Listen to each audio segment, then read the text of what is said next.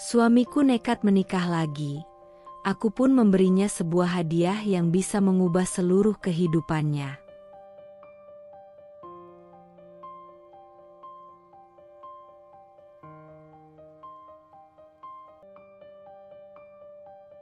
Aku, Laras, istri sah dari Bima. 10 tahun lalu, aku mengikat janji dengannya, bersumpah dalam suka dan duka, dalam susah dan senang. Sejak saat itu, seluruh hidupku adalah tentang dirinya. Aku mendampinginya saat ia bukan siapa-siapa. Aku bekerja siang malam untuk membiayai pendidikannya, mengorbankan ambisiku demi mendukung langkah-langkahnya menuju kesuksesan. Aku percaya, cinta adalah tentang saling menguatkan, saling menggenggam dalam badai. Dan kini, setelah semua itu, ia mengkhianatiku. Ia menikahi wanita lain, seseorang yang tak pernah tahu betapa aku berdarah-darah membangun segalanya bersamanya. Seseorang yang hanya datang saat hidupnya telah nyaman, tanpa luka, tanpa pengorbanan. Hatiku hancur berkeping-keping, marah membakar setiap urat nadiku. Tapi aku bukan wanita yang akan menangis dalam diam. Aku tidak akan meratap meminta belas kasih. Tidak, aku telah mempersiapkan sesuatu. Sebuah hadiah terakhir untuknya. Hari itu, matahari mulai condong ke barat, memancarkan sinar keemasan yang menyelinap masuk melalui jendela ruang tamu. Aku tengah menyusun laporan keuangan butikku, mengisi setiap kolom angka dengan presisi dan ketenangan yang telah kulatih selama bertahun-tahun. Namun, semua itu berubah dalam hitungan detik. Ketika langkah-langkah Bima memasuki rumah kami, rumah yang selama ini kubangun dengan darah dan air mata. Aku menoleh, menatapnya yang berdiri di ambang pintu dengan ekspresi yang nyaris terlalu santai untuk seorang pria yang akan menjatuhkan bom besar dalam kehidupan rumah tangganya. Rahangnya kokoh, matanya bersinar dengan keyakinan, dan bibirnya melengkung dalam senyum tipis yang hampir terasa angkuh. Lalu, tanpa prolog, tanpa basa-basi, ia mengucapkan kalimat yang menjadi awal dari kehancuranku. Aku akan menikah lagi, Laras. Aku yakin kamu bisa mengerti. Begitu ringan. Begitu sederhana. Seakan yang baru saja ia katakan bukanlah pengkhianatan, melainkan pengumuman biasa tentang keputusan membeli mobil baru atau merombak interior rumah. Sejenak, pikiranku kosong, lalu perlahan, otakku mulai mencerna kalimatnya, memecahnya menjadi serpihan makna yang lebih dalam dan menusuk. Menikah lagi, tanganku yang semula menggenggam pena kini terasa beku. Jantungku berdetak lebih lambat, seakan mencoba menunda momen menyakitkan ini. Aku menatapnya, mengamati wajahnya yang begitu percaya diri, seolah-olah aku, istrinya selama 10 tahun ini, tidak lebih dari karakter figuran dalam cerita hidupnya. Namun, aku tidak boleh tampak hancur.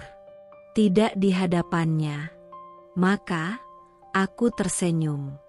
Senyum yang entah bagaimana, berhasil kususun dengan sempurna, tanpa getaran, tanpa celah bagi luka di hatiku untuk terlihat. Mengerti? Ulangku dengan nada lembut. Tentu, Mas. Aku mengerti. Ia mengerutkan kening, tampak sedikit terkejut. Mungkin ia mengira aku akan berteriak, menumpahkan kemarahan, menangis dan memohon seperti wanita dalam drama picisan. Tapi tidak. Aku, Laras, tidak akan memberi reaksi yang sudah ia siapkan jawabannya. Bima menghela napas, lalu duduk di hadapanku.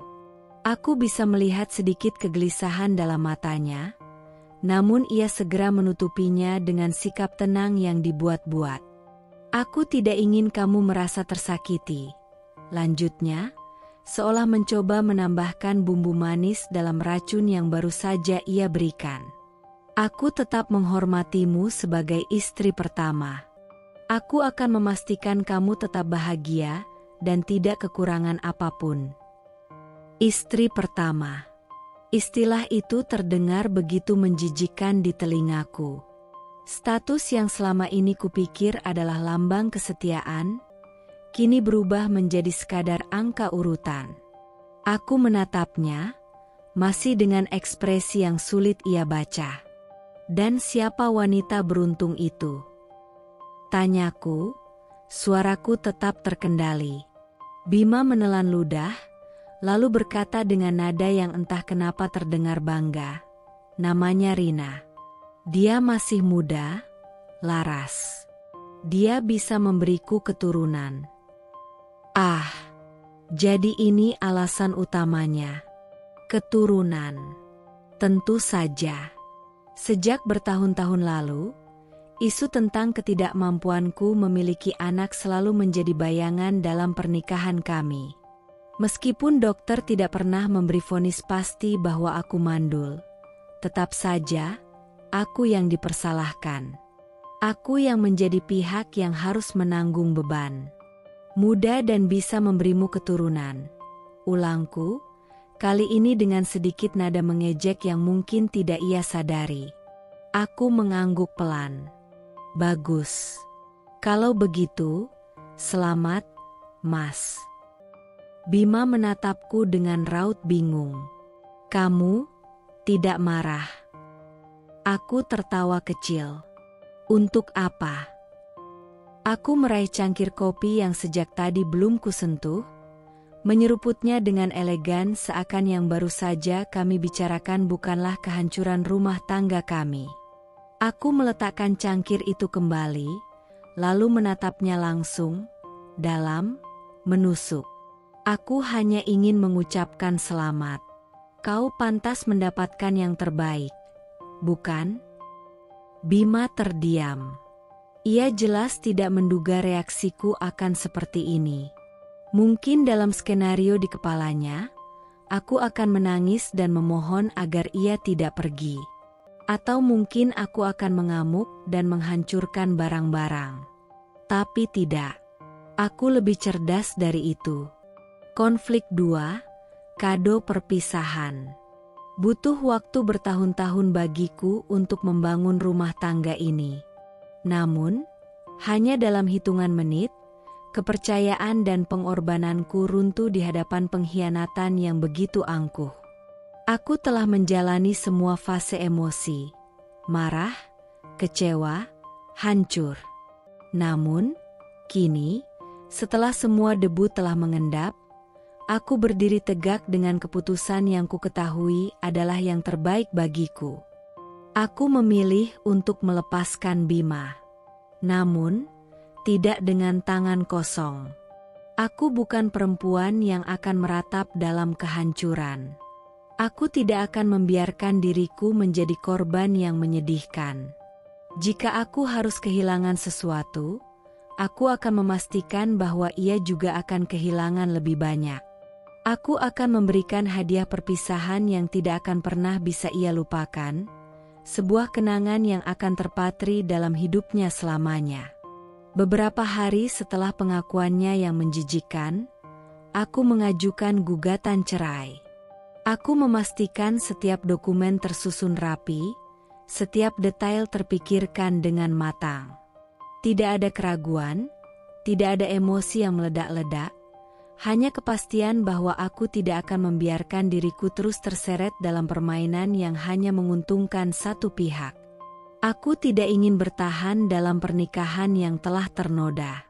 Lebih dari itu, aku ingin memastikan bahwa perpisahan ini bukan hanya sekadar perpisahan biasa. Aku tetap memainkan peranku dengan sempurna. Aku tetap menjadi laras yang lembut, penuh perhatian, dan tidak menunjukkan sedikitpun kemarahan yang sebenarnya telah membakar setiap jengkal hatiku. Dan pada suatu malam, ketika kami sedang makan malam bersama untuk terakhir kalinya sebagai suami istri, aku melancarkan langkah berikutnya. Aku menatapnya dengan ekspresi tenang, memastikan bahwa suaraku terdengar tulus tanpa celah.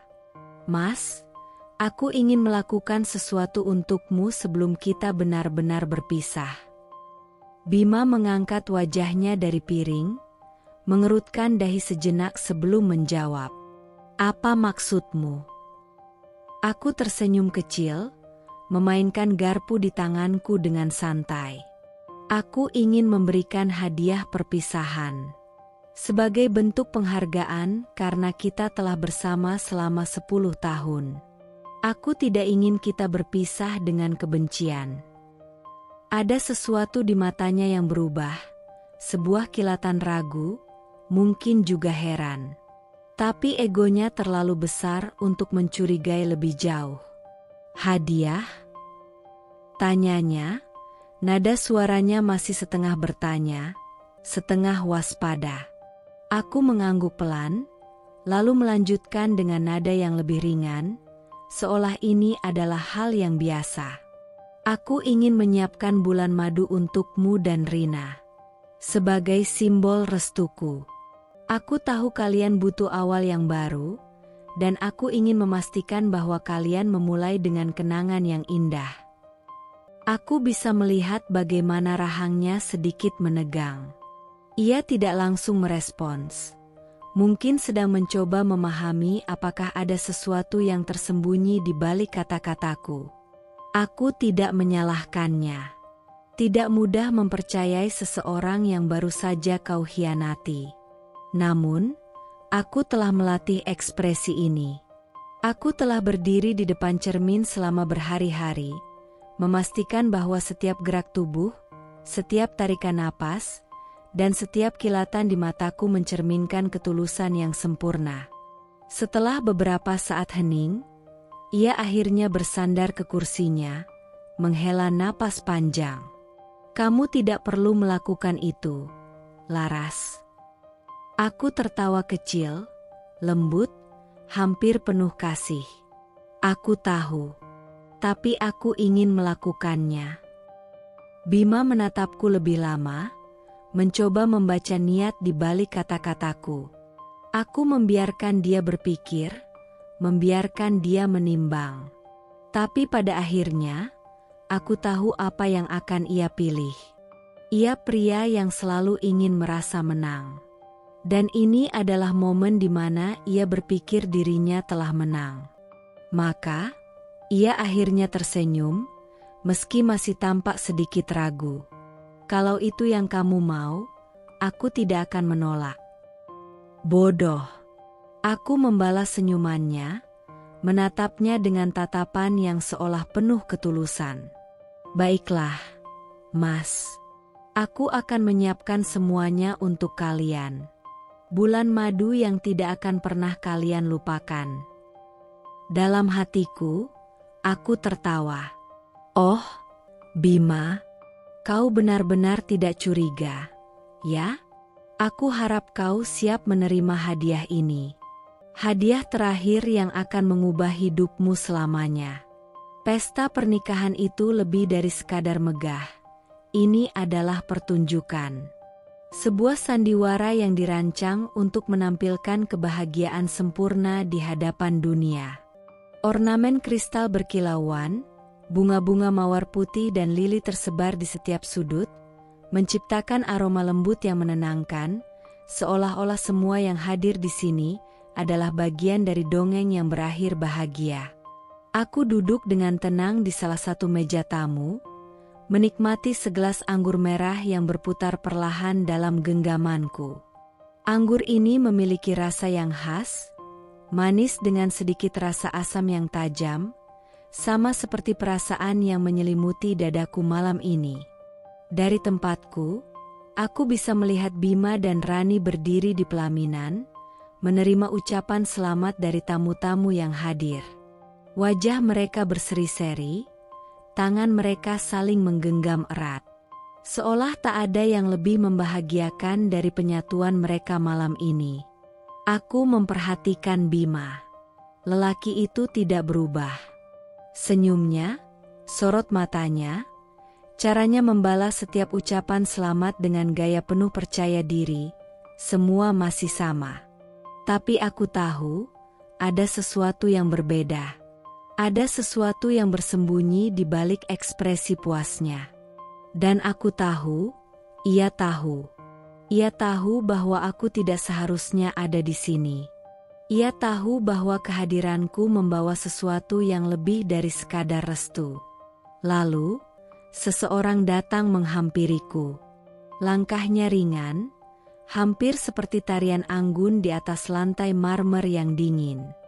Wangi parfum mewahnya menyusup ke udara, bercampur dengan aroma bunga mawar yang memenuhi ruangan. Aku tak perlu menoleh untuk tahu siapa dia. Kakak terlalu baik. Suara itu terdengar manis. Terlalu manis, hingga justru terasa pahit di telingaku. Aku menoleh perlahan. Di hadapanku berdiri Rani, mengenakan gaun pengantin putih yang jatuh sempurna di tubuhnya. Wajahnya berseri, matanya berkilat penuh kepuasan. Ia menatapku dengan ekspresi yang sudah kuduga sejak awal, sebuah ekspresi kemenangan yang terlalu dini. Aku tidak menjawab. Aku membiarkannya menikmati momennya sendiri. Rani tersenyum lebih lebar, lalu melanjutkan, "Kalau aku jadi kakak, aku pasti sudah menangis di pojokan, menyesali nasib. Tapi kakak masih bisa duduk di sini dengan santai? Luar biasa." Nada suaranya terdengar seperti kekaguman, tetapi aku tahu ini bukan pujian. Ini adalah ejekan yang terselubung, sebuah pernyataan yang dirancang untuk menusukku tanpa perlu meninggikan suara. Aku kembali menyesap anggurku, membiarkan cairan merah itu menghangatkan tenggorokanku sebelum akhirnya meletakkan gelas dengan gerakan yang lambat dan terkendali. Aku menatapnya lurus, memastikan bahwa ia bisa melihat dengan jelas ekspresiku yang tanpa celah. Lalu, aku tersenyum. "Menangis?" Ulangku dengan nada pelan, hampir seperti gumaman yang disengaja. Aku menghela napas kecil sebelum melanjutkan, "Sayang sekali, aku tak punya air mata untuk sesuatu yang tak berharga." Sejenak, aku bisa melihat bayangan kejutan melintas di wajahnya. Senyum itu masih ada, tetapi tidak seteguh tadi. Aku berdiri dari dudukku, menyesuaikan gaunku dengan elegan sebelum melangkah lebih dekat. Aku bisa merasakan tubuhnya menegang, meskipun ia berusaha untuk tetap terlihat santai. Aku memiringkan kepala sedikit, menatapnya dengan sorot mata yang lebih dalam. "Kau tahu, Rani?" Suaraku terdengar lembut, hampir seperti bisikan rahasia yang hanya boleh didengar oleh kami berdua. Ia tidak menjawab. "Kau boleh merasa menang sekarang," lanjutku. "Boleh merasa lebih baik dariku. Tapi kau tidak tahu satu hal." Ia mulai gelisah. Aku bisa melihat bagaimana jemarinya yang menggenggam buket bunga mulai mengerat. Aku tersenyum lebih lebar, lalu berbisik, "Sesuatu yang pernah kubangun dengan susah payah, bisa kuhancurkan dalam sekejap." Aku bisa mendengar tarikan napasnya yang tercekat. Aku tidak menunggu reaksinya lebih lama. Aku menyentuh bahunya dengan lembut, hampir seperti sebuah sapaan penuh kehangatan, lalu menatapnya sekali lagi sebelum berbalik, melangkah menjauh dengan anggun. Aku tahu, dalam benaknya, ia sedang mencoba mencerna kata-kataku. Aku tahu, ia sedang mulai mempertanyakan banyak hal. Dan itulah yang aku inginkan. Sebentar lagi, ia akan tahu. Sebentar lagi, ia akan memahami bahwa kemenangan yang dirayakannya malam ini hanyalah awal dari kehancuran yang lebih besar. Hadiah dariku sudah menunggu. Cahaya senja di Maldives meredup perlahan, meninggalkan semburat jingga di Cakrawala. Samudra yang luas memantulkan cahaya itu dengan indah, menciptakan ilusi seakan langit dan laut menyatu dalam satu warna keemasan. Angin laut berembus lembut, membawa aroma asin yang bercampur dengan wangi khas bunga Kamboja yang tumbuh subur di setiap sudut resort mewah ini. Di balkon sebuah villa terapung, Rani duduk santai dengan gaun sutra tipis yang membalut tubuhnya. Kakinya yang jenjang terjulur di atas kursi malas, sementara di tangannya segelas anggur merah berputar perlahan. Di seberangnya, Bima duduk dengan santai, menikmati pemandangan laut lepas yang terbentang luas. Ini benar-benar sempurna, gumam Rani sambil tersenyum puas. Bulan madu yang selalu kudambakan. Lautan, angin, kebebasan dan tentunya kemewahan. Bima terkekeh, menyesap anggurnya. Aku selalu ingin memberikan yang terbaik untuk istriku. Rani mengerling genit. Tentu saja. Dan kau berhasil. Mereka tertawa ringan, menikmati momen manis yang mereka anggap sebagai awal dari kehidupan sempurna mereka. Tanpa mereka sadari, awan hitam perlahan mulai menggantung di langit, membawa badai yang tak terlihat. Malam itu, mereka berdua melangkah masuk ke restoran paling eksklusif di pulau itu. Sebuah tempat yang tidak hanya menyajikan makanan, tetapi juga status sosial.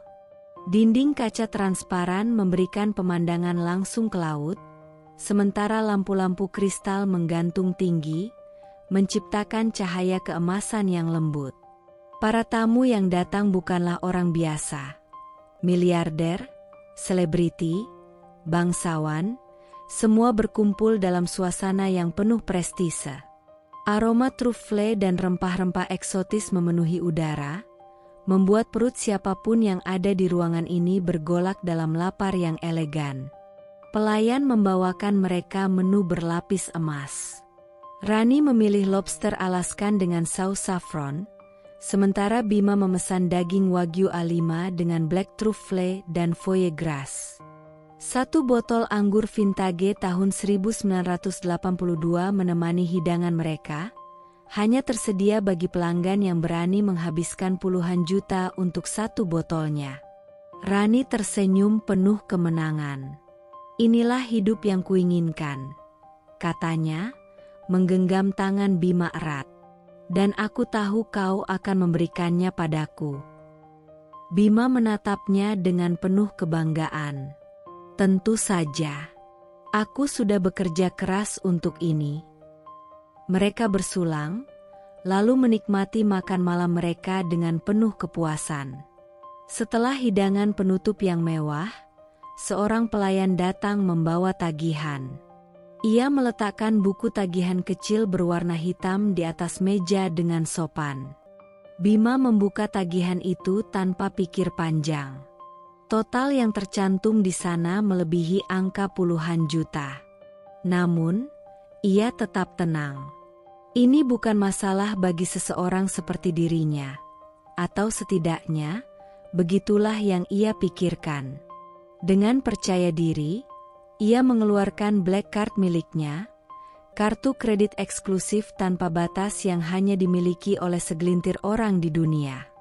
Ia menyerahkannya kepada pelayan dengan anggukan santai, lalu kembali menyesap anggurnya. Namun, beberapa menit berlalu, dan pelayan itu kembali, tanpa senyum. Maaf, Pak, kartu ini ditolak. Bima mengangkat alis. Apa? Pelayan itu terlihat sedikit ragu. Kami sudah mencoba memprosesnya, tetapi transaksi tidak dapat dilakukan. Rani menatap Bima dengan kening berkerut. Mungkin ada masalah teknis? Suruh mereka coba lagi. Bima mengangguk. Coba lagi. Pelayan itu kembali ke kasir. Suasana di meja mereka menjadi sedikit lebih tegang. Rani mencoba tersenyum.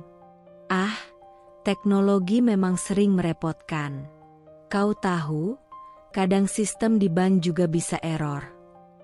Bima tertawa kecil, meskipun ada sedikit ketidaknyamanan di matanya. Ya, mungkin begitu. Beberapa menit kemudian, pelayan itu kembali. Kali ini, wajahnya semakin serius. "Maaf, Pak, kartu ini tetap ditolak." Bima merasakan sesuatu yang aneh di perutnya. Sejenis kecemasan yang belum pernah ia rasakan sebelumnya. "Apa masalahnya?" tanyanya dengan nada yang mulai kehilangan kesabaran. Pelayan itu ragu-ragu sebelum menjawab. Ban melaporkan bahwa saldo di kartu ini tidak mencukupi. Detik itu juga, udara di sekeliling mereka seakan menegang. Bima segera merogoh ponselnya, membuka aplikasi perbankan dengan gerakan cepat. Jarinya mengetik dengan gemetar, sementara Rani menatapnya dengan penuh tanda tanya. Tapi begitu layar menampilkan saldo akunnya, jantungnya terasa seperti berhenti berdetak. Akun banknya kosong. Rekening yang seharusnya berisi miliaran rupiah, kini menunjukkan angka 0. Tidak ada transaksi besar yang tercatat. Tidak ada pemindahan dana yang mencurigakan. Uangnya lenyap begitu saja. Bima menahan napas, beralih ke akun bisnisnya. Tetapi hasilnya sama. Tidak ada apapun di sana. "Bima, apa yang terjadi?" Rani mulai panik, suaranya naik 1 oktav lebih tinggi. "Kenapa kau terlihat seperti itu?" Bima tidak menjawab. Tangannya bergetar saat mencoba menghubungi bank. Namun, alih-alih mendengar suara layanan pelanggan, hanya suara otomatis yang berbicara. "Maaf, akun Anda telah dibekukan. Silakan hubungi pihak bank untuk informasi lebih lanjut." Bima merasa tubuhnya membeku. Tiba-tiba, ponselnya bergetar. Satu pesan masuk. Dari Laras. Dengan napas tertahan, ia membuka pesan itu. "Bagaimana bulan madunya? Menyenangkan? Kuharap kau menikmati makan malam terakhir dalam kemewahanmu. Selamat datang di kehidupan baru, Mas.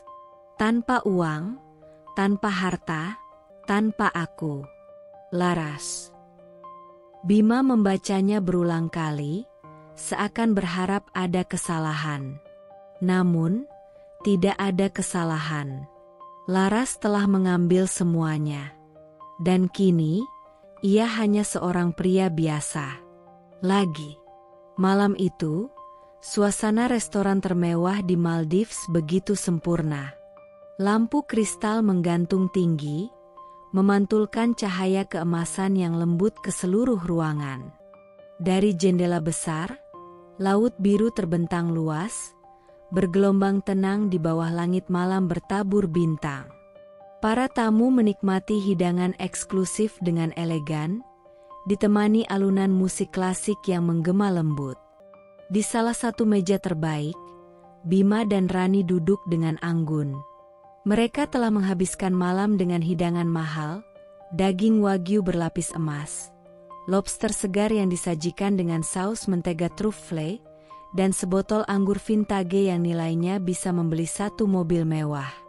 Rani menyandarkan tubuhnya dengan santai, mengusap bibirnya dengan serbet linen sebelum tersenyum penuh kemenangan. "Aku selalu tahu, menikah denganmu adalah keputusan terbaik." Bima membalas senyumannya, menyesap anggurnya dengan percaya diri. "Tentu saja. Aku berjanji akan selalu memberikan yang terbaik untukmu." Seorang pelayan datang dengan buku kecil berwarna hitam. Ia membungkuk sopan. "Tagihan Anda, Pak." Tanpa pikir panjang, Bima mengeluarkan kartu hitamnya, Black Card, simbol kekayaan yang tak terbatas.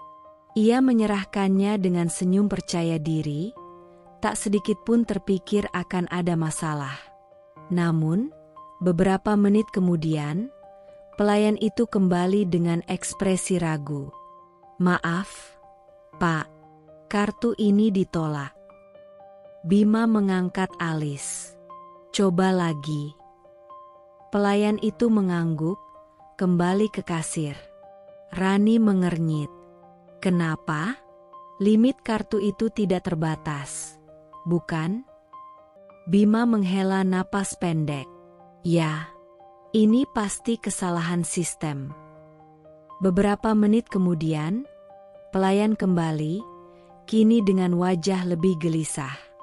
"Maaf, Pak, kartu ini tetap tidak bisa digunakan." Dahi Bima berkerut. Ia mulai merasa ada yang tidak beres. Dengan cepat, ia meraih ponselnya, membuka aplikasi mobile banking. Jari-jarinya bergerak cepat mengetik kata sandi. Namun, saat layar menampilkan saldo rekeningnya, tubuhnya langsung membeku. Saldo Rp000. Mata Bima membelalak. Tidak, ini pasti kesalahan. Ini tidak mungkin. Ia buru-buru mengecek akun bisnisnya. Namun, yang ia temukan hanya notifikasi dengan tulisan merah menyala. Malam itu, suasana restoran termewah di Maldives begitu sempurna. Lampu kristal menggantung tinggi, memantulkan cahaya keemasan yang lembut ke seluruh ruangan. Dari jendela besar, laut biru terbentang luas, bergelombang tenang di bawah langit malam bertabur bintang. Para tamu menikmati hidangan eksklusif dengan elegan, ditemani alunan musik klasik yang menggema lembut. Di salah satu meja terbaik, Bima dan Rani duduk dengan anggun. Mereka telah menghabiskan malam dengan hidangan mahal, daging wagyu berlapis emas, lobster segar yang disajikan dengan saus mentega truffle, dan sebotol anggur vintage yang nilainya bisa membeli satu mobil mewah. Rani menyandarkan tubuhnya dengan santai, mengusap bibirnya dengan serbet linen sebelum tersenyum penuh kemenangan. "Aku selalu tahu, menikah denganmu adalah keputusan terbaik." Bima membalas senyumannya, menyesap anggurnya dengan percaya diri. "Tentu saja. Aku berjanji akan selalu memberikan yang terbaik untukmu." Seorang pelayan datang dengan buku kecil berwarna hitam. Ia membungkuk sopan. "Tagihan Anda, Pak." Tanpa pikir panjang, Bima mengeluarkan kartu hitamnya, Black Card, simbol kekayaan yang tak terbatas. Ia menyerahkannya dengan senyum percaya diri, tak sedikit pun terpikir akan ada masalah. Namun, beberapa menit kemudian, pelayan itu kembali dengan ekspresi ragu. "Maaf, Pak, kartu ini ditolak." Bima mengangkat alis. "Coba lagi." Pelayan itu mengangguk, kembali ke kasir. Rani mengernyit. "Kenapa? Limit kartu itu tidak terbatas, bukan?" Bima menghela napas pendek. "Ya, ini pasti kesalahan sistem." Beberapa menit kemudian, pelayan kembali, kini dengan wajah lebih gelisah. "Maaf, Pak, kartu ini tetap tidak bisa digunakan." Dahi Bima berkerut. Ia mulai merasa ada yang tidak beres. Dengan cepat, ia meraih ponselnya, membuka aplikasi mobile banking. Jari-jarinya bergerak cepat mengetik kata sandi. Namun, saat layar menampilkan saldo rekeningnya, tubuhnya langsung membeku. Saldo Rp000. Mata Bima membelalak. Tidak, ini pasti kesalahan. Ini tidak mungkin. Ia buru-buru mengecek akun bisnisnya.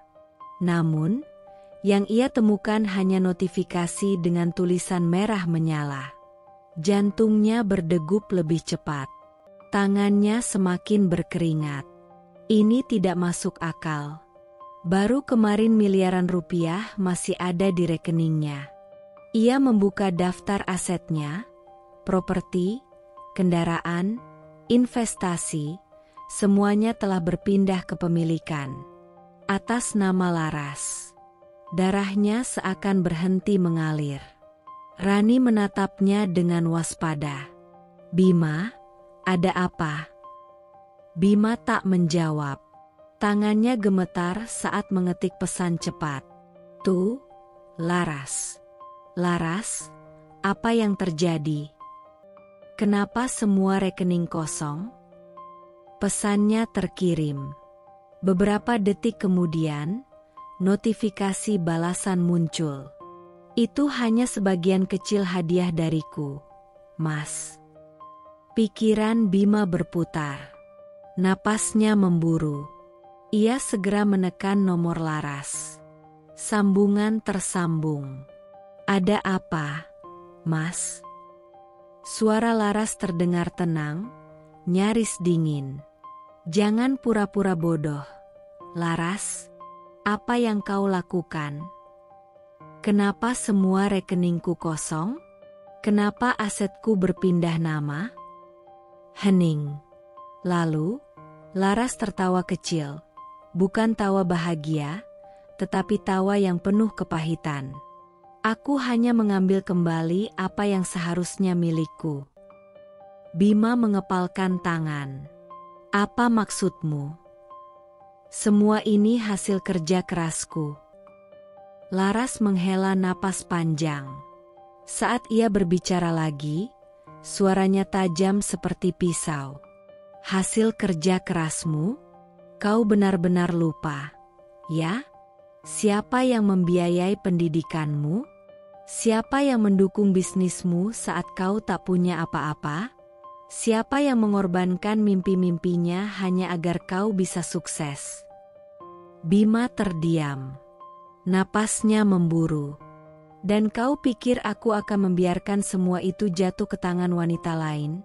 lanjut Laras, suaranya semakin dingin. Bima meneguk ludah. "Laras, kau tak bisa melakukan ini. Ini ilegal." Laras tertawa kecil. "Ilegal? Oh, Mas, sayangnya semua ini sah. Semua dokumen sudah ditandatangani dengan persetujuanmu sendiri. Kau yang terlalu sibuk dengan kehidupan barumu, hingga tak sadar apa yang kau tanda tangani." Bima memejamkan mata. Ingatannya berkelebat ke beberapa bulan lalu, tumpukan dokumen yang diberikan Laras, yang ia tanda tangani begitu saja tanpa membaca karena terlalu percaya diri. "Dan jangan khawatir, Mas." Suara Laras kini terdengar lebih ringan, seperti seseorang yang akhirnya mendapatkan keadilannya sendiri. "Aku tidak mengambil semuanya. Aku masih meninggalkan sesuatu untukmu." Bima menahan napas. "Apa maksudmu?" Notifikasi baru muncul di ponselnya. Email dari bank. Dengan tangan gemetar, ia membukanya. "Tagihan Anda sebesar 7.800.000.000 rupiah telah jatuh tempo." Laras berbicara dengan nada penuh kepuasan. "Hutang." Sambungan terputus. Bima menatap layar ponselnya dengan tatapan kosong. Otot-ototnya menegang, tetapi ia tidak bisa bergerak. Ia ingin berteriak, tetapi bahkan untuk itu pun ia tidak punya tenaga. Di seberangnya, Rani menatapnya dengan ekspresi panik. "Bima, ada apa?" Bima tidak menjawab. Ia hanya menatap kosong ke depan. Ia kini bukan siapa-siapa. Tidak ada uang, tidak ada harta, dan lebih dari itu, tidak ada jalan untuk kembali. Berikut kelanjutan konflik dengan lebih banyak detail, emosi yang mendalam, dan dialog yang tajam. Pesawat yang membawa Bima dan Rani dari Maldives akhirnya mendarat di Jakarta. Tidak ada senyum bahagia atau canda tawa seperti pasangan yang baru pulang dari bulan madu. Wajah mereka muram, Kelelahan setelah perjalanan yang berakhir dengan kehancuran finansial. Begitu keluar dari bandara, Bima menarik napas dalam-dalam, berusaha menenangkan diri. Ini pasti hanya kesalahan sementara, pikirnya. Aku hanya perlu ke rumah, istirahat, dan menyusun rencana untuk mengembalikan semuanya.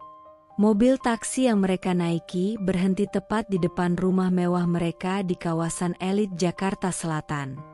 Rumah 3 lantai bergaya modern itu selama ini menjadi kebanggaan Bima, bukti dari kesuksesannya. Namun, sesuatu terasa aneh. Di gerbang, seorang pria berpakaian rapi berdiri dengan ekspresi netral. 2 pria berbadan besar berdiri di sampingnya. Bima turun dengan dahi berkerut. "Siapa kalian?" Pria itu tersenyum kecil. "Selamat pagi, Pak Bima. Saya pengacara Ibu Laras. Saya hanya ingin menginformasikan bahwa rumah ini bukan lagi milik Anda." Dunia Bima seperti berhenti berputar. "Apa?" Pria itu dengan tenang menyerahkan setumpuk dokumen. "Ini surat kepemilikan yang sah. Mulai hari ini, rumah ini secara legal adalah milik Ibu Laras." Bima merampas dokumen itu dengan kasar. Matanya membelalak saat membaca nama yang tertera di sana. Nama Laras. Tenggorokannya mengering. "Tidak. Ini tidak mungkin. Rumah ini milikku. Aku yang membelinya." Pengacara itu tersenyum tipis. "Sayangnya, Pak Bima keliru. Semua aset yang selama ini Anda kira milik Anda, sejak awal berada di bawah nama Ibu Laras. Termasuk rumah ini, mobil-mobil mewah Anda, dan sebagian besar saham bisnis Anda." Bima merasakan tubuhnya melemas.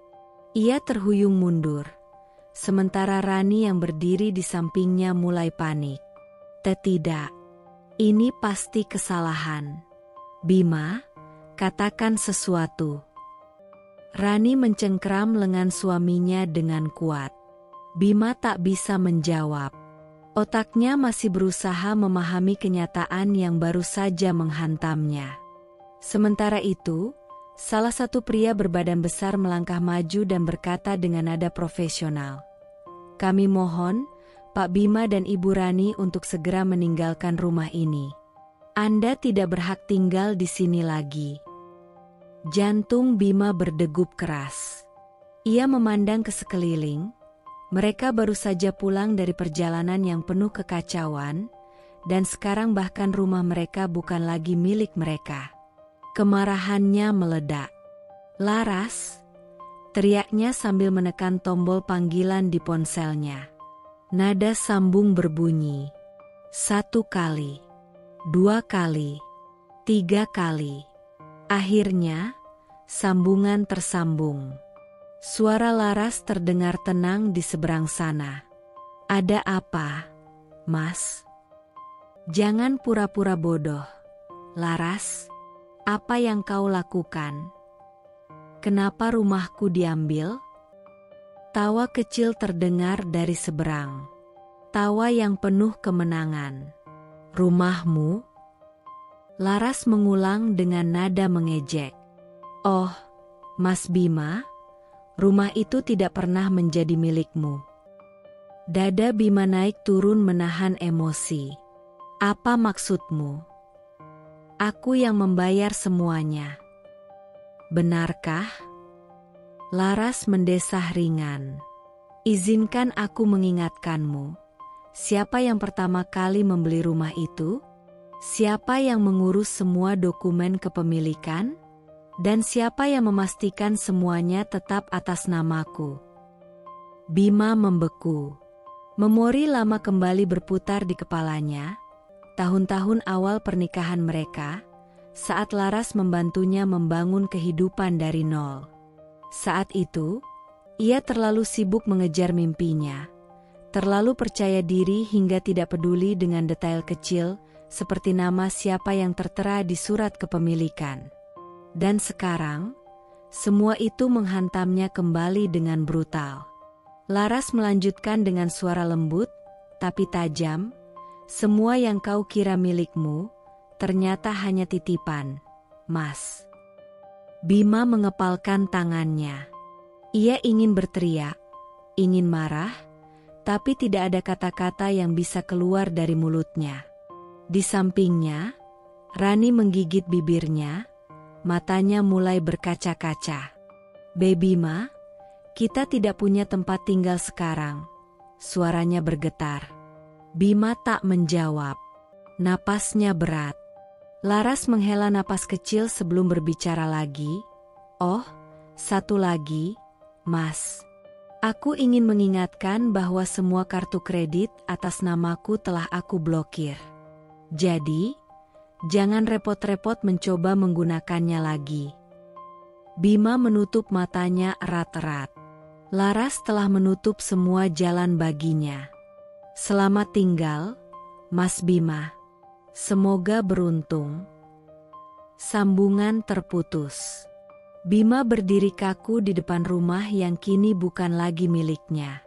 Semua kebanggaannya, semua kejayaan yang selama ini ia nikmati, lenyap dalam sekejap. Bima menatap keluar jendela kecil kamar kontrakan sempit yang kini menjadi tempat tinggalnya bersama Rani. Pemandangan yang terlihat jauh dari kemewahan yang dulu ia nikmati, hanya lorong sempit dengan jemuran pakaian yang menggantung berantakan, serta suara kendaraan tua yang meraung di kejauhan. Tidak ada pemandangan gedung pencakar langit, tidak ada angin sejuk dari lantai tertinggi apartemen mewah yang dulu ia sebut rumah. Semuanya hilang. Ia duduk di atas kasur tipis yang berderit setiap kali ia bergerak. Udara di dalam ruangan terasa pengap, bercampur dengan bau lembab yang tidak bisa hilang meskipun jendela dibuka selebar mungkin.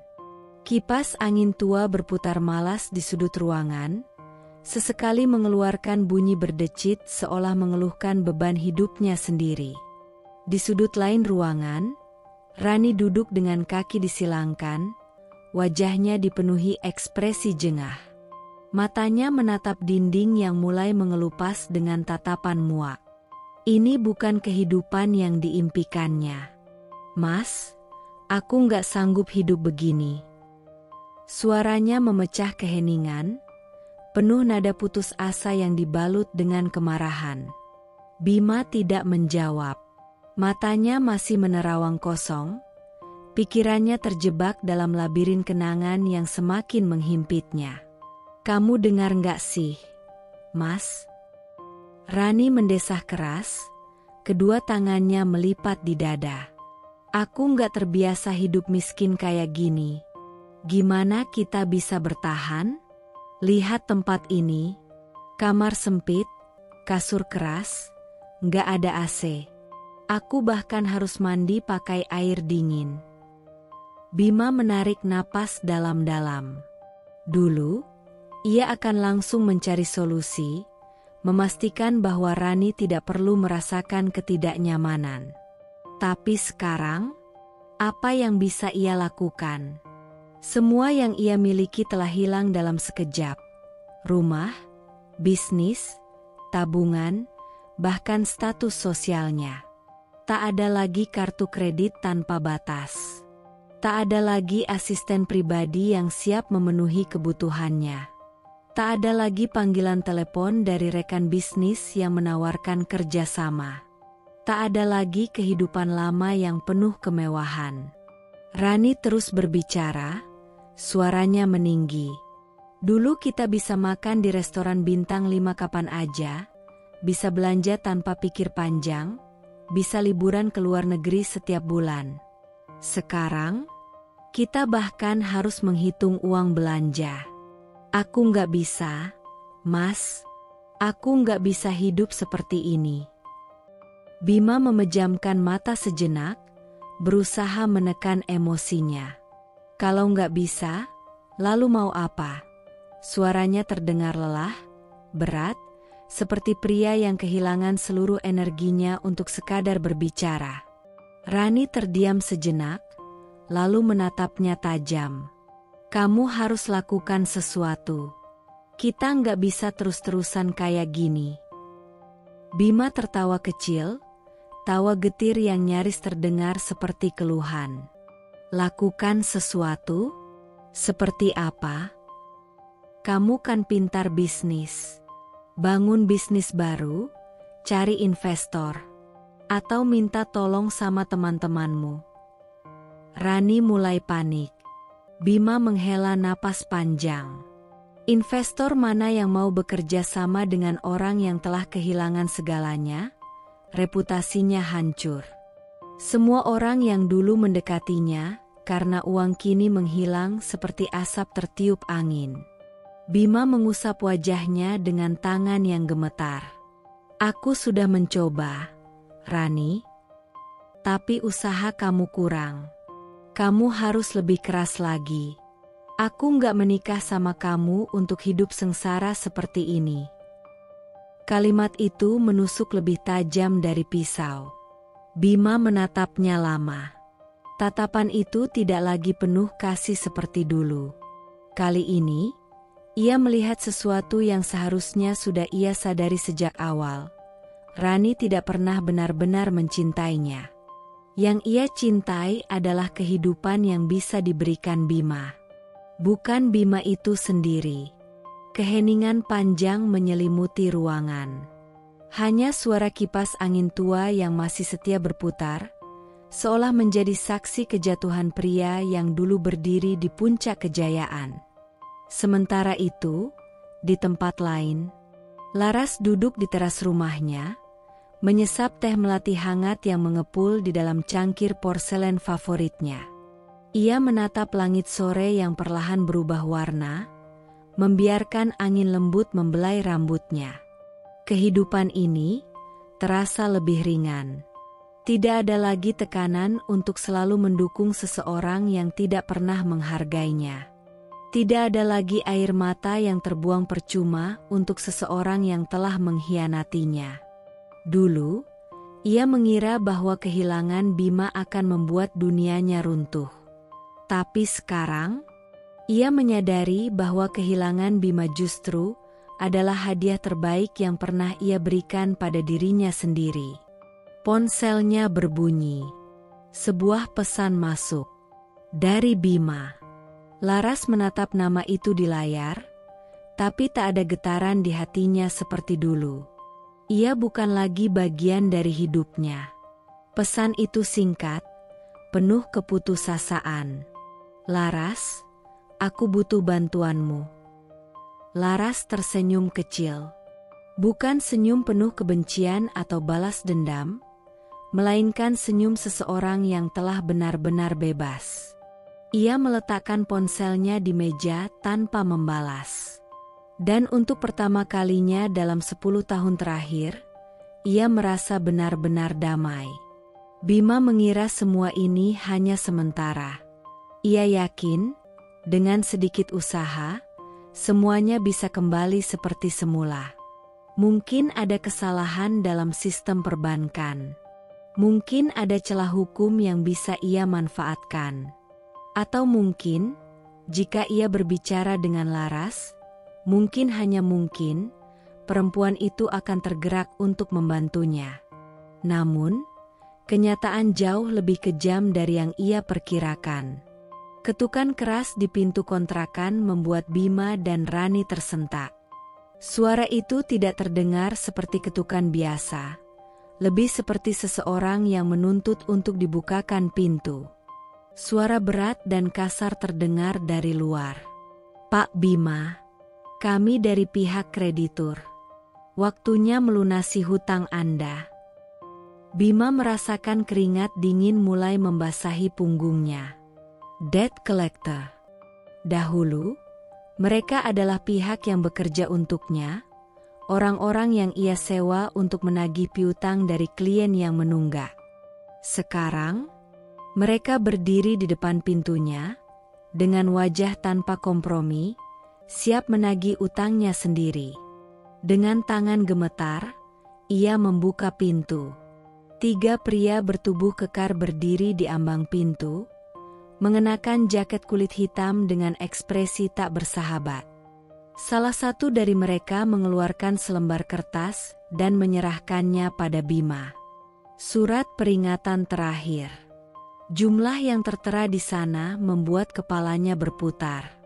"Pak Bima," kata pria bertato di lengannya, dengan suara dalam yang nyaris tanpa intonasi. "Dulu, istri Anda menjamin semua pinjaman bisnis Anda. Tapi sekarang, aset-asetnya sudah ditarik. Artinya, Anda yang bertanggung jawab." Bima menatap surat itu dengan mata membelalak. "Tunggu. Ini pasti ada kesalahan." Suaranya bergetar. Pria itu tertawa pendek, tapi tawa tanpa humor. "Tidak ada kesalahan di sini, Pak. Tanda tangan Anda jelas tertera. Kalau Anda tidak bisa bayar, ya, kita selesaikan dengan cara lain." Bima menelan ludah. "Cara lain?" Pria bertato itu menyeringai. "Oh, tenang saja, Pak Bima. Kami bukan orang jahat. Kami hanya ingin uang kami kembali.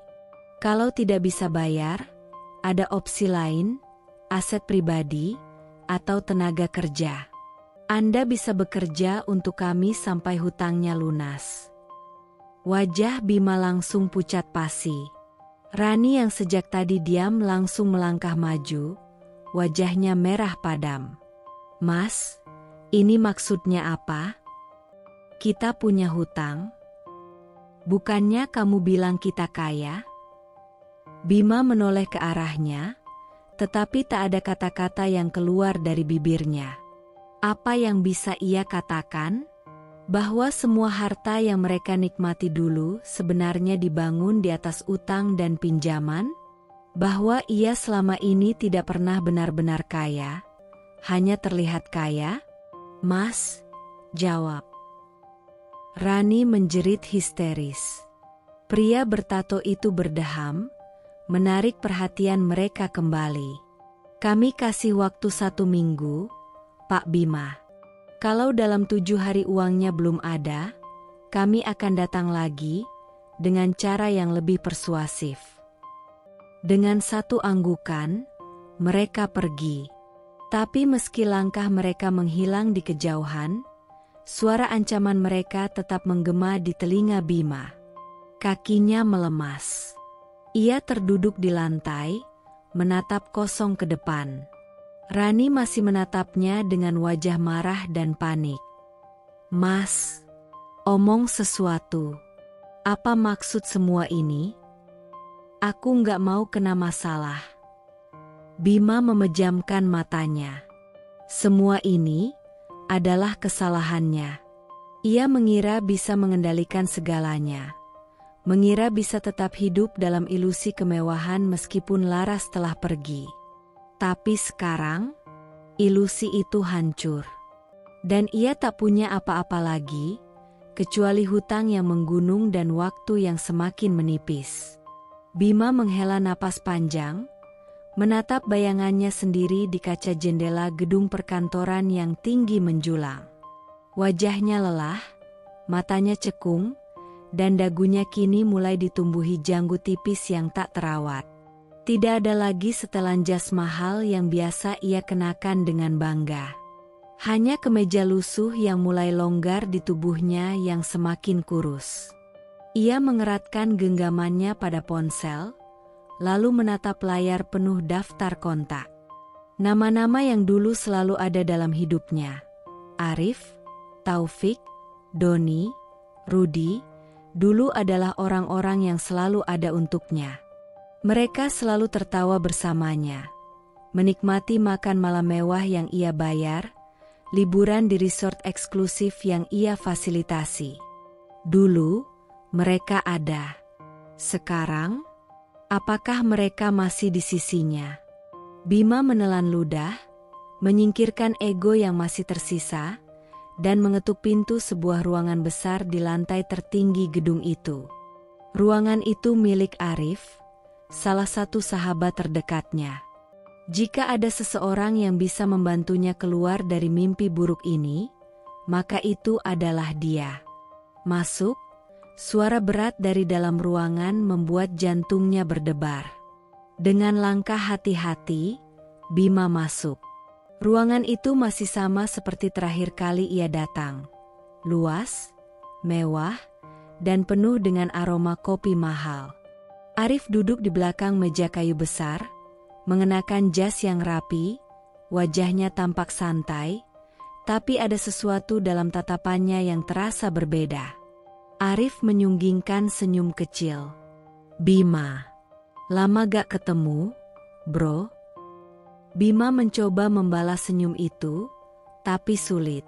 Ia langsung duduk di kursi di depan meja itu, tanpa basa-basi, tanpa gengsi. Ia datang bukan untuk sekadar reuni, ia datang untuk meminta pertolongan. Arif, aku butuh bantuanmu, katanya langsung, suaranya nyaris berbisik. Arif menaikkan satu alis, menyandarkan punggungnya ke kursi dengan sikap santai. Bantuan? Bima mengangguk. Iya, aku butuh pinjaman. Gak banyak, cuma sementara. Aku janji, nanti aku bayar lunas begitu semuanya stabil lagi. Arif terdiam beberapa detik, sebelum akhirnya tertawa kecil. Tapi bukan tawa bahagia. Tawa itu penuh ironi. Pinjaman?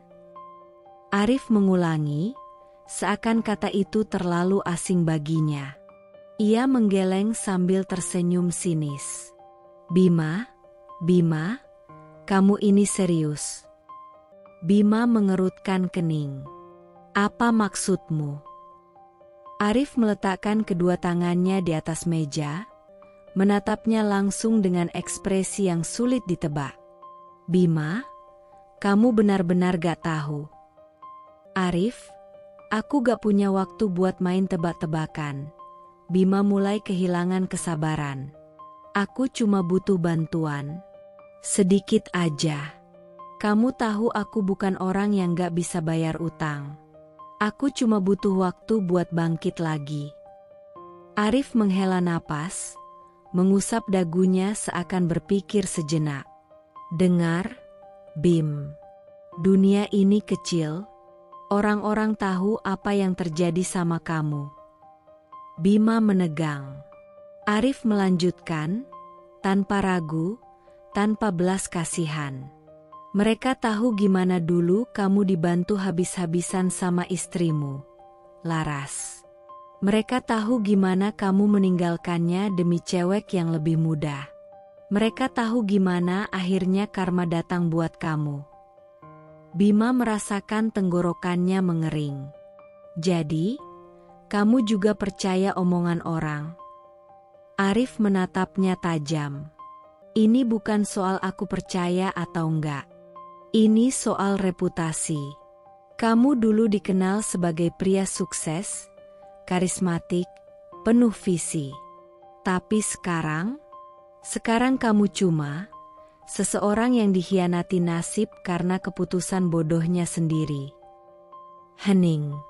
Bima ingin marah, ingin membantah, ingin mengatakan bahwa semua orang salah menilainya. Tapi, bagaimana bisa ia membela diri kalau semua fakta memang mengarah pada kebodohannya sendiri? Ia mengusap wajahnya dengan frustasi.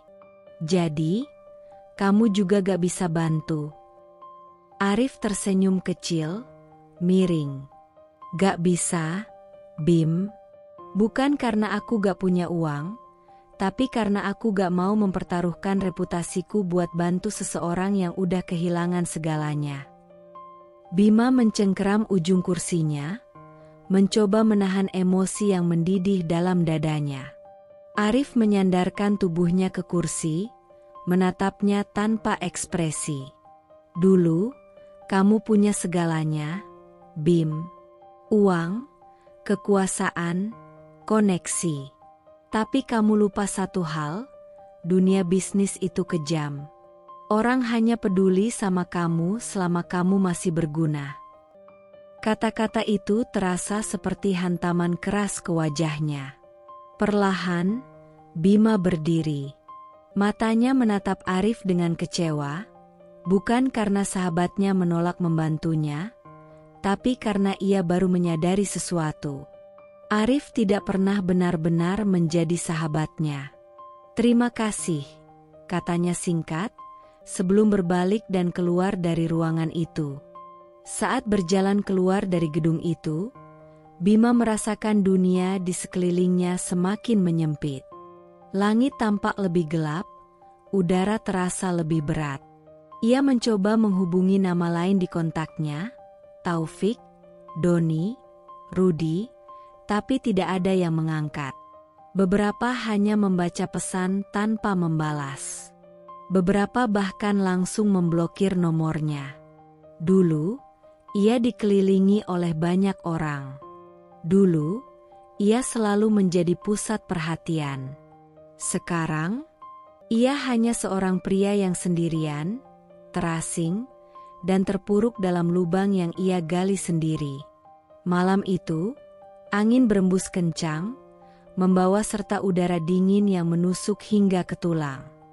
Hujan deras menghantam atap seng kontrakan kecil mereka, menciptakan suara gemuruh yang seakan memperparah kekacauan di dalamnya. Ruangan sempit itu gelap, hanya diterangi satu lampu redup yang berkedip-kedip, seolah hendak padam kapan saja. Di sudut ruangan, Bima duduk di kursi kayu yang reot. Ponsel di tangannya terus menyala, menampilkan layar penuh dengan pesan-pesan yang tak kunjung mendapat balasan. Ia telah mencoba menghubungi banyak orang, sahabatnya, kolega bisnisnya, bahkan beberapa kenalan lamanya, namun hasilnya tetap sama. Tak ada yang peduli. Sementara itu, Rani mondar-mandir di dalam ruangan, wajahnya masam, bibirnya mengerucut dalam ekspresi penuh kemarahan. Wanita itu tampak jauh berbeda dari sosok anggun yang dulu selalu dipuja-puja di pesta-pesta mewah. Rambut panjangnya kini acak-acakan, wajahnya kusam tanpa riasan mahal yang biasa menutupi ketidaksempurnaannya. "Mas," suaranya tajam seperti belati yang menusuk ke dalam dada Bima. "Sampai kapan kita harus hidup kayak gini?" Bima menutup matanya, mengusap wajahnya dengan lelah. Ia tahu pertanyaan itu akan datang. Pertanyaan yang jawabannya pun tak ia miliki. "Sabarlah, Ran," jawabnya dengan suara serak.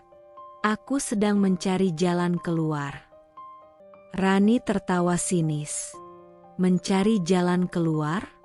Kamu pikir aku bodoh? Udah berbulan-bulan kita hidup di tempat ini, dan kamu masih gak bisa kasih aku kepastian." Bima mengangkat kepalanya, menatap Rani dengan mata yang penuh kelelahan. "Aku sedang berusaha, Rani. Aku gak minta banyak, aku cuma butuh waktu." "Waktu?" Rani membentak, bola matanya membesar. "Bima, dengarkan aku baik-baik. Aku udah terlalu lama bersabar. Dulu kamu janji akan kasih aku kehidupan yang mewah, janji akan bahagiakan aku. Tapi sekarang, aku tinggal di tempat yang lebih buruk dari kamar pembantu di rumah kita dulu." Bima mengalihkan pandangannya ke sekitar ruangan. Dinding kontrakan itu mulai retak, catnya mengelupas. Kasur yang mereka tiduri terletak langsung di atas lantai tanpa ranjang. Di dapur kecil yang kotor, hanya ada satu kompor tua dan beberapa piring kosong. Memang benar, kehidupan mereka telah jatuh sedalam-dalamnya. Bima menarik napas dalam, mencoba menenangkan dirinya. "Aku tahu ini berat, tapi tolong, bertahanlah sedikit lagi. Aku janji akan menemukan cara untuk memperbaiki semuanya." Namun, Janji itu tak berarti apa-apa bagi Rani. Wanita itu melipat tangan di dadanya, ekspresinya penuh penghinaan. Kamu pikir aku bakal percaya lagi sama janji-janji kosongmu? Bima menatapnya tanpa berkedip. Jadi, maksudmu apa? Rani terdiam sejenak. Matanya berkaca-kaca, bukan karena sedih, tapi karena kemarahan dan kekecewaan yang mendalam. Aku gak bisa terus hidup begini, Mas, katanya akhirnya, suaranya lebih pelan, tapi penuh ketegasan. Aku gak bisa jadi istri seorang pecundang. Kata-kata itu menghantam Bima lebih keras dari tamparan. Dadanya sesak, seakan seseorang baru saja merobek harga dirinya menjadi serpihan-serpihan kecil. Ia ingin berteriak, ia ingin marah. Tapi yang bisa ia lakukan hanyalah menatap Rani dalam diam, menyadari bahwa ini adalah akhir dari segalanya. Tanpa menunggu jawaban dari Bima, Rani berbalik, berjalan menuju lemari kecil di sudut ruangan. Ia membuka pintunya dengan kasar dan mulai mengeluarkan barang-barang yang masih tersisa. Beberapa pakaian, sepatu mahal yang sudah berdebu, dan satu kotak kecil yang berisi sisa perhiasan yang belum ia jual. Bima menyadari apa yang sedang terjadi. Rani akan pergi. Rani, panggilnya pelan. Wanita itu tidak menjawab. Tangannya sibuk memasukkan barang-barangnya ke dalam koper. Jadi kamu benar-benar mau pergi? Suara Bima terdengar parau. Kali ini Rani menoleh, menatapnya dengan mata yang dingin. Aku gak pernah berniat ikut susah sama kamu, Bima. Kalau aku tahu kamu bakal gagal seperti ini, aku gak akan pernah menikah denganmu. Jantung Bima mencelos. Jadi, semua ini karena uang? Tanyanya, meskipun ia sudah tahu jawabannya. Rani tertawa pendek, tanpa humor. Kamu baru sadar? Bima menatap wanita yang dulu ia cintai itu, kini tampak begitu asing. Dulu, ia berpikir bahwa Rani adalah segalanya. Wanita cantik yang akan selalu ada di sisinya, yang akan membuat hidupnya lebih sempurna. Tapi sekarang, Rani hanyalah seseorang yang mencintai uangnya, bukan dirinya. Tanpa berkata apa-apa lagi, Rani menutup koper besarnya, menarik resletingnya dengan kasar. Ia melangkah ke arah pintu, lalu berhenti sesaat. Ia menoleh ke belakang untuk terakhir kalinya. Aku harap kamu gak berharap aku bakal kembali, katanya dengan suara dingin. Bima tidak menjawab. Ia hanya menatap punggung Rani yang perlahan menghilang di balik pintu. Lalu, sunyi. Hanya suara hujan deras yang tersisa, jatuh menghantam atap seng dengan kejam. Bima masih berdiri di tempatnya, menatap pintu yang kini terbuka lebar, membiarkan angin dingin malam itu masuk dan menyapu seluruh ruangan. Langit kelabu menaungi jalanan kota. Angin sore berembus lembut, membawa serta aroma aspal basah dan debu yang beterbangan di trotoar. Di sebuah kafe kecil di sudut kota, Bima duduk termenung, menatap layar ponselnya yang penuh dengan email balasan dari berbagai perusahaan. Namun, bukan balasan yang ia harapkan. Kami menyesal memberitahu Anda bahwa saat ini kami tidak dapat melanjutkan proses perekrutan Anda. Terima kasih atas minat Anda. Puluhan email serupa memenuhi kotak masuknya, masing-masing mengandung satu pesan yang sama, penolakan. Bima menutup mata, menekan pangkal hidungnya. Kepalanya terasa berat, pikirannya berkecamuk dalam pusaran yang melelahkan. Dulu, hanya satu panggilan telepon darinya sudah cukup untuk membuka peluang bisnis baru. Tapi sekarang, tak ada satupun yang mau menerimanya. Namanya sudah terlalu tercemar. Skandal rumah tangganya menyebar seperti api yang melahap kertas kering. Bagaimana ia mengkhianati wanita yang telah berkorban untuknya. Bagaimana ia meninggalkan orang yang membangun kesuksesannya dari nol. Dan sekarang, orang-orang di dunia bisnis memandangnya dengan jijik. Siapa yang mau bekerja dengan pria yang tak bisa menghargai orang yang paling berjasa dalam hidupnya? Hari berikutnya, Bima berjalan menuju sebuah gedung perkantoran dengan langkah ragu. Setelan jas yang ia kenakan tidak lagi tampak semewah dulu. Bahannya sudah lusuh, warnanya mulai pudar. Ia memasuki lobi yang megah, udara di dalamnya dipenuhi dengan aroma kopi mahal dan lantunan musik jazz yang lembut. "Silakan tunggu di sini, Pak Bima," kata resepsionis dengan senyum profesional. Ia duduk di kursi empuk, berusaha mengabaikan tatapan penasaran dari beberapa orang yang mengenal wajahnya. Beberapa tahun lalu, ia pernah berdiri di tempat ini sebagai investor yang disambut dengan penuh penghormatan. Tapi sekarang, ia hanyalah seorang pelamar kerja biasa. Setelah menunggu beberapa saat, seorang pria parubaya dengan jas mahal berjalan mendekatinya. "Silakan ikut saya, Pak Bima." Bima mengangguk, mengikuti pria itu ke dalam ruangan wawancara. Ia duduk dengan punggung tegak, berusaha mempertahankan wibawa yang tersisa.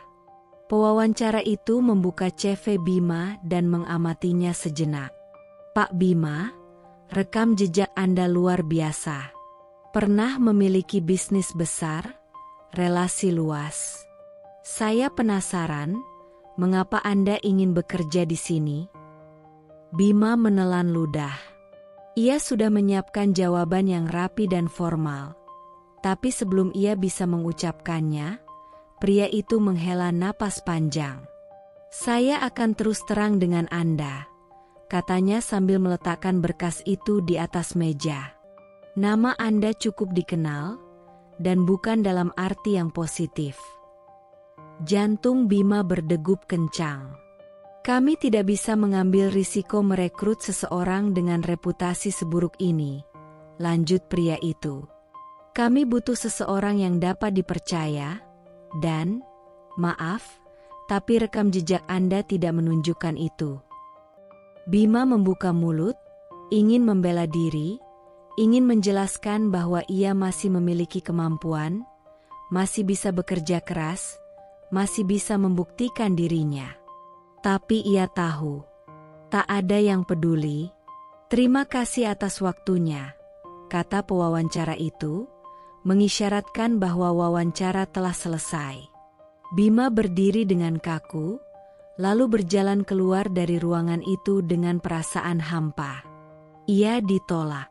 Lagi. Hari-hari berlalu tanpa hasil. Uang yang tersisa semakin menipis, dan ia tahu ia harus mencari cara lain untuk bertahan hidup. Akhirnya, ia mengajukan lamaran sebagai pengemudi transportasi online. Ketika panggilan kerja itu akhirnya datang, ia menerima tawaran itu dengan berat hati. Dulu, ia memiliki sopir pribadi. Kini, ia yang menjadi sopir. Hari pertama bekerja terasa seperti tamparan keras bagi egonya. Ia duduk di belakang kemudi mobil tua yang ia pinjam dari seorang kenalan, menunggu pesanan masuk. Setiap kali melihat namanya di aplikasi, ia merasa ada yang mencengkeram dadanya. Bima, mantan pengusaha sukses, kini hanya seorang sopir online. Ponselnya bergetar. Pesanan pertama masuk. Dengan napas berat, ia menekan tombol "terima". Beberapa menit kemudian, seorang wanita muda masuk ke dalam mobilnya. Wajahnya cerah, riasannya sempurna, pakaiannya mahal. "Sore, Pak," katanya riang. "Bisa ke Plaza Senayan?" Bima hanya mengangguk dan mulai mengemudikan mobilnya. Sepanjang perjalanan, wanita itu sibuk dengan ponselnya, berbicara di telepon dengan seseorang. Iya, aku tahu. Masa sih Kak Laras belum cerita ke kamu? Bima membeku. Nama itu, ia mencuri dengar dengan hati berdebar. Kasihan banget ya dulu, Kak Laras yang biayain suaminya dari nol, malah diselingkuhin. Untung dia sekarang sukses banget. Bisnisnya makin maju, malah lebih kaya daripada mantan suaminya. Bima menggenggam kemudi lebih erat, merasakan setiap kata itu menampar wajahnya. Terus mantannya gimana? Tanya suara di telepon. Wanita itu tertawa kecil. Gak tahu sih. Dengar-dengar udah bangkrut. Pantesan sih, orang gak tahu terima kasih emang gak bakal sukses lama. Bima merasakan matanya panas. Ia ingin membantah, ingin membela diri, ingin berteriak bahwa semuanya tidak seperti yang mereka pikirkan. Tapi lagi-lagi, tak ada yang peduli. Sesampainya di tujuan, wanita itu turun dan membayar ongkosnya. Terima kasih, Pak, katanya singkat sebelum pergi. Bima mengangguk tanpa berkata apa-apa. Ketika mobil itu kembali melaju, ia menepikan kendaraan di sudut jalan dan menatap refleksi dirinya di kaca spion. Matanya terlihat lelah, garis-garis di wajahnya tampak lebih dalam dari sebelumnya. Ia tak lagi terlihat seperti pria yang dulu berdiri dengan penuh percaya diri di depan panggung-panggung seminar bisnis. Kini, ia hanya pria yang mencoba bertahan hidup. Beberapa bulan berlalu, dan pekerjaan sebagai sopir online tidak lagi cukup untuknya. Mobil yang ia pakai rusak, dan ia tidak memiliki uang untuk memperbaikinya. Akhirnya, ia bekerja di sebuah pabrik kecil sebagai buruh kasar. Setiap hari, ia mengangkat karung berat, bekerja di bawah terik matahari, sementara keringatnya membanjiri tubuh. Tangannya yang dulu hanya terbiasa menandatangani kontrak kini penuh dengan kapalan. Saat istirahat, ia duduk di lantai dingin, mengunyah roti kering yang menjadi makan siangnya. Seorang rekan kerja menatapnya dengan penasaran. "Mas, dulu kerja di mana?" Bima terdiam.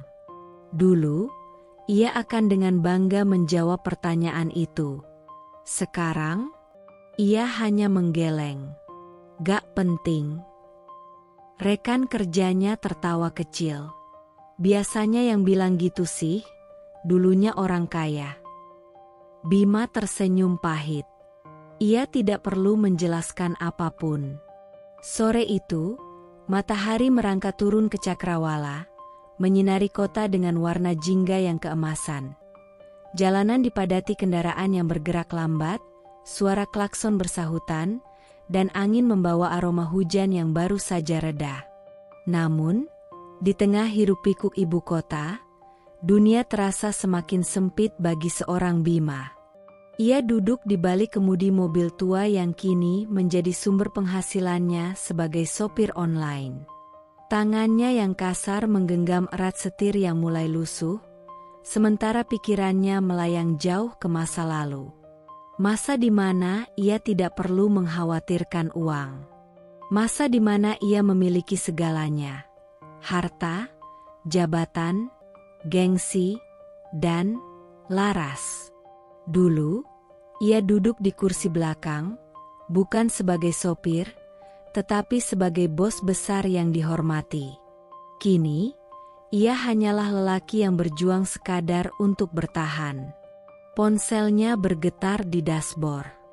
Sebuah notifikasi masuk dari aplikasi ojek online, menandakan penumpang baru menunggu. Ia menarik napas panjang, menelan sisa-sisa harga diri yang masih tersisa, lalu menekan tombol terima. Dengan sedikit sisa semangat, ia menginjak pedal gas, mengarungi lautan kendaraan menuju titik penjemputan. Namun, pandangannya terhenti. Di trotoar seberang jalan, berdiri seseorang yang sangat ia kenal. Seseorang yang pernah menjadi pusat dunianya. Laras. Bima membeku. Dunia seolah bergerak dalam gerak lambat. Ia melihat mantan istrinya turun dari sebuah mobil mewah dengan warna hitam elegan. Lebih mahal daripada yang pernah ia miliki. Tubuh Laras tampak lebih bersinar, lebih sehat, dan lebih anggun dari yang pernah ia ingat. Pakaiannya terlihat begitu mahal, berkelas, tetapi yang paling menyakitkan bukanlah itu. Yang paling menyakitkan adalah senyumnya. Laras tertawa. Tertawa lepas, tertawa bahagia. Dan di sampingnya, berdiri seorang pria. Tinggi, gagah, berpakaian rapi dengan setelan mahal, dan auranya begitu berwibawa. Wajahnya tenang, tetapi tatapan matanya lembut saat memandang Laras. Ada sesuatu di sana, sesuatu yang dulu Bima pikir hanya ia yang bisa berikan pada Laras. Cinta. Pria itu membukakan pintu untuk Laras dengan penuh kelembutan.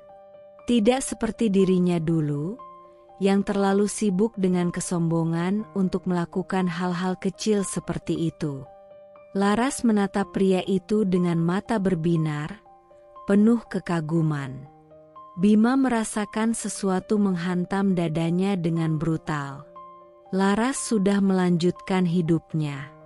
Bukan hanya itu, ia berkembang. Ia lebih baik. Ia lebih bahagia. Tanpa dirinya. Dan itu menyakitkan. Bima ingin berpaling, ingin meyakinkan dirinya bahwa ini tidak nyata. Bahwa Laras sebenarnya masih menyimpan rasa untuknya, bahwa ia mungkin masih memiliki kesempatan untuk kembali. Tetapi seolah takdir ingin mengukir luka lebih dalam, Laras menoleh ke arahnya. Mata mereka bertemu. Jantung Bima berdetak kencang. Ada harapan kecil di dalam dirinya. Apakah Laras masih mengenalnya? Apakah Laras masih menyimpan amarah? Atau mungkin ada setitik perasaan tersisa untuknya. Namun, yang ia lihat bukanlah kebencian. Bukan pula cinta. Yang ia lihat hanyalah ketenangan. Sebuah senyum kecil muncul di bibir Laras. Senyum yang tidak menyapa, tidak meremehkan. Tidak pula mengasihani. Senyum yang menandakan bahwa ia sudah benar-benar melupakan Bima. Seolah-olah Bima tidak pernah ada dalam hidupnya. Pria di sampingnya menggenggam tangan Laras, membimbingnya masuk ke dalam restoran mewah. Laras berjalan tanpa menoleh lagi. Sementara itu, di dalam mobil yang sudah mulai usang, Bima hanya bisa menatap kosong. Lampu lalu lintas berubah hijau. Klakson di belakangnya berbunyi nyaring, membangunkannya dari lamunan. Dengan tangan gemetar, Bima menginjak pedal gas, kembali menyusuri jalan yang kini terasa lebih sunyi, lebih sepi, lebih hampa. Dan untuk pertama kalinya sejak segalanya hancur, ia sadar, bukan Laras yang kehilangan segalanya, tapi dirinya. Sore itu, matahari mulai merunduk di ufuk barat, meninggalkan semburat jingga yang memantul di jendela apartemenku. Angin bertiup lembut, mengibarkan tirai tipis yang menghalangi sinar matahari masuk terlalu tajam. Di balkon yang luas, aku duduk dengan tenang, secangkir teh hangat tersaji di meja kecil di hadapanku. Aroma melati dari teh itu bercampur dengan harum udara setelah hujan siang tadi, menciptakan ketenangan yang menenangkan jiwa. Tanganku dengan santai membalik halaman novel yang sedang kubaca, menikmati setiap kata yang tertulis di dalamnya. Hidupku kini terasa begitu damai, tanpa beban, tanpa rasa sakit, dan yang paling penting, tanpa Bima. Namun, ketenangan itu sedikit terganggu ketika ponselku bergetar di meja. Suara notifikasi terdengar jelas di tengah keheningan senja. Aku menoleh sekilas, melihat layar menyala dengan nama yang sudah lama tidak menghiasi ponselku. Bima. Aku menatap nama itu tanpa ekspresi. Tidak ada debaran, tidak ada rasa penasaran yang menggebu. Aku hanya menatapnya seperti seseorang yang kebetulan melihat benda lama yang tak lagi memiliki nilai. Tapi tetap saja, aku membuka pesan itu. Laras, aku menyesal. Bisakah kita bicara? Aku menghela napas pelan. Satu alis terangkat, senyum tipis muncul di sudut bibirku. Menyesal? Kata itu terasa ironis, terlambat, dan begitu kosong maknanya. Dulu, mungkin aku akan menunggu pesan seperti ini.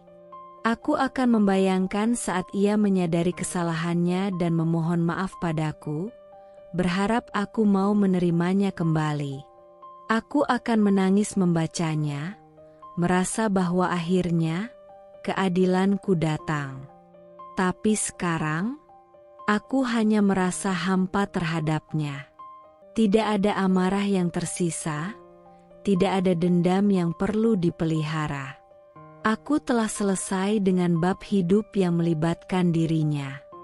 Tanganku dengan ringan meletakkan novel di pangkuan. Matahari semakin merendah, menciptakan bayangan panjang di lantai balkon. Pemandangan kota yang bermandikan cahaya oranye terasa begitu indah. Sesuatu yang mungkin dulu tak bisa kunikmati saat masih bersamanya. Terlalu sibuk mengkhawatirkan kebahagiaannya ketimbang milikku sendiri. Aku kembali menatap layar ponsel, berpikir sejenak sebelum akhirnya mengetikkan balasan.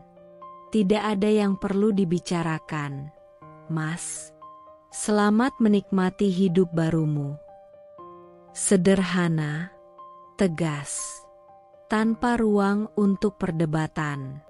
Sebelum mengirimnya, aku berhenti sejenak, membayangkan ekspresi wajahnya saat membaca pesan ini.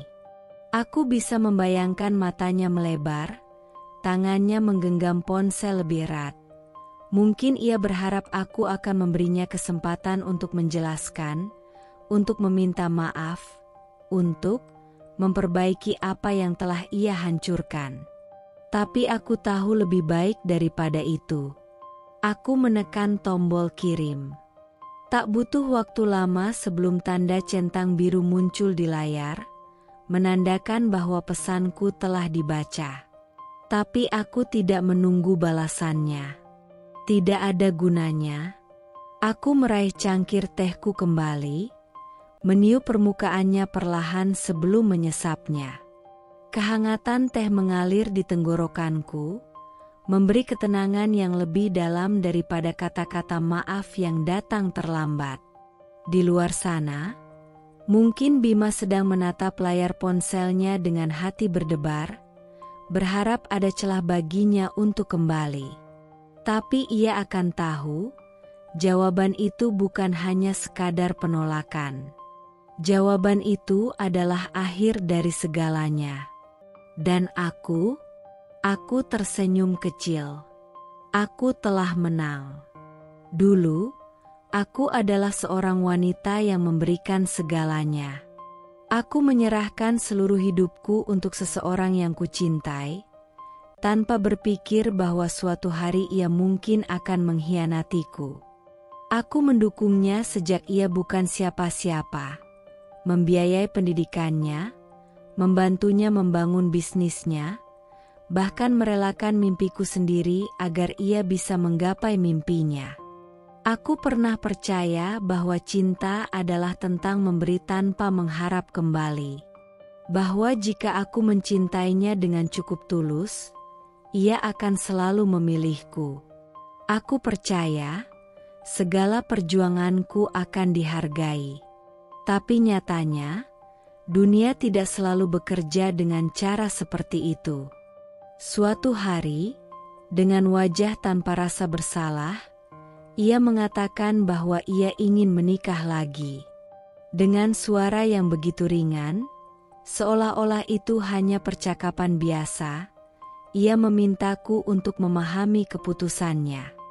Dan aku memang mengerti. Aku mengerti bahwa ia adalah seseorang yang tidak pernah benar-benar menghargai apa yang telah aku lakukan. Aku mengerti bahwa tidak peduli seberapa banyak aku berkorban, ada orang-orang yang tetap tidak akan pernah puas. Saat itu, aku tidak menangis. Aku tidak marah. Aku hanya tersenyum. Karena di dalam hatiku, aku tahu, hari ini adalah awal dari sesuatu yang lebih besar. Kini, semuanya telah berubah. Aku bukan lagi wanita yang terpuruk dalam kesedihan, bertanya-tanya di mana letak kesalahanku. Aku bukan lagi seseorang yang membiarkan dirinya dikendalikan oleh cinta buta. Aku telah melewati malam-malam penuh air mata, telah menyaksikan betapa pengkhianatan bisa mengubah seseorang. Dan yang paling penting, aku telah menyaksikan bagaimana keadilan semesta bekerja dengan caranya sendiri. Sementara aku bangkit dan melangkah maju, Bima harus menghadapi akibat dari semua yang telah ia lakukan. Ia yang dulu berjalan dengan penuh kebanggaan, kini hanya bisa menundukkan kepala. Ia yang dulu menikmati kemewahan, kini harus bekerja keras untuk sekadar bertahan hidup.